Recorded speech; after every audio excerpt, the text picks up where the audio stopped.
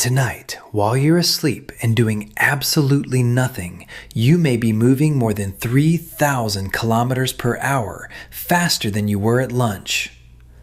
I don't mean your pulse or the molecules rattling around inside you. I mean the whole package. You, the bed, the house, the city.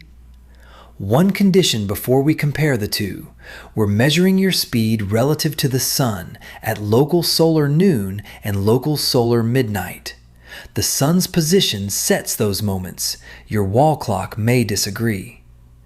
There is a trick here, but it isn't wordplay. The question is missing two words. How fast are you moving right now? Relative to your chair? 0. Fair enough. Switch the reference to Earth's center and the chair is circling the planet's axis. Switch again to the sun and the whole planet, chair included, is racing around its orbit. The center of our galaxy? No. One headache at a time. Physics will not accept a speed until you fill one slightly annoying blank. Relative to what? Your body temperature can stand on its own. Your speed cannot. Change the reference and the number changes with it. Let's begin with Earth's spin. A point on the equator completes a lap of more than 40,000 kilometers in one sidereal day, one full turn relative to the distant stars.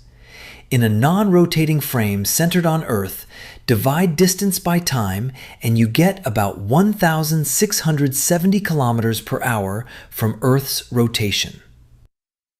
Higher latitudes trace smaller circles. Helsinki and St. Petersburg both sit close to 60 degrees north, where the rotational speed is about half the equatorial value. The 60th parallel south has no city to point to. In fact, it has no land. That line runs through open ocean all the way around Antarctica. At either pole, the circle shrinks to a point. So does the rotational speed. Your chair may look impressively committed to staying put. Earth is carrying it eastward anyway. Midnight has not beaten noon yet. We need one more arrow. Earth's center covers roughly 29.78 kilometers every second as it travels around the sun, about 107,200 kilometers per hour. Draw that as the long blue arrow. Earth's rotation gets the shorter red one. The speed we want depends on how the arrows combine, and arrows are fussy. Direction matters as much as length. Let's make the geometry behave. Put our sleeper near the equator and choose a date near a solstice, when the arrows line up especially neatly. Earth's real tilt changes the exact number, but not which side wins. At local solar noon, you are on the side of Earth facing the sun.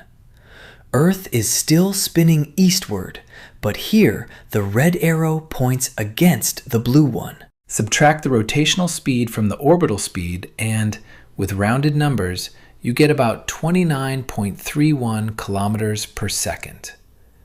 Half a turn later, you are on the night side. The red arrow has flipped.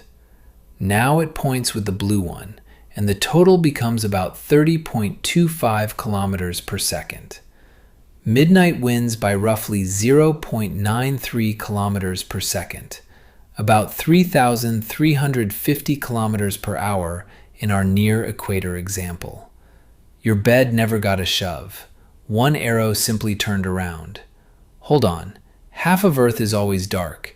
Has a planet somehow become faster on one side? No.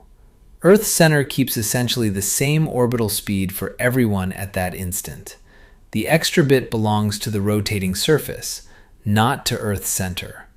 Someone near solar midnight is moving a little faster relative to the sun. Someone near solar noon is moving a little slower. 12 hours later, they swap. Earth did not speed up. The people changed sides. That 3,350 kilometers per hour is not a universal midnight bonus.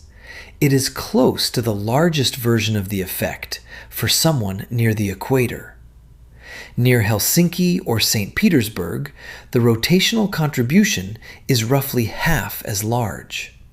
At a geographic pole, it is 0, and the noon-midnight difference disappears. Earth's tilt changes how well the red and blue arrows line up through the year. Its slightly elliptical orbit changes the baseline speed too. And local solar noon answers to the sun, not your time zone. Your clock does not have to read 12. So why don't you feel faster at midnight? Everything nearby comes along with you. The bed, the room, the air. Earth follows a smooth, free-fall path around the sun, and the direction of your velocity changes a little at a time. No midnight kick. No engine under the mattress. So, are you moving faster at midnight than at noon? Relative to the sun, yes. Relative to your bed, no. Every speed has an invisible blank after it. Relative to blank. Fill it with the sun and midnight wins. Fill it with the bed and you never left 0. Next time, how equal scale readings for wood and iron can hide different actual masses.